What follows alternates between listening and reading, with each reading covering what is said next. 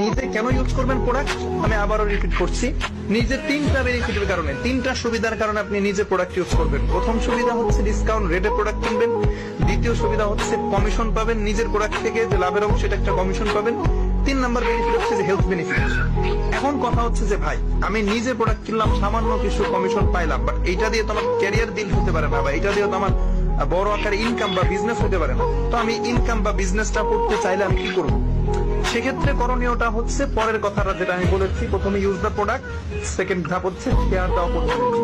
অর্থাৎ এই যে আপনি তিনটা বেনিফিট পাচ্ছেন, এই যে আপনি তিনটা সুবিধা পাচ্ছেন, এই তিনটা সুবিধার কথাই আপনি অন্যদেরকে বলবেন, অন্য ব্যক্তিদের সাথে শেয়ার করবেন। আর এই শেয়ারিংটা বিজনেস। এর মানে এটা না যে আপনাকে প্রোডাক্ট বিক্রি করতে হবে মার্কেটারদের মতো, আপনাকে অর্ডার করতে হবে, প্রোডাক্ট নিয়ে ঘুরে বেড়াতে হবে, এরকম কোনো কিছু না। এটা স্মার্ট একটা বিজনেস, নেটওয়ার্ক মার্কেটিং বলে। আপনি যেটা করবেন, আপনি আছেন বাংলাদেশে, বাট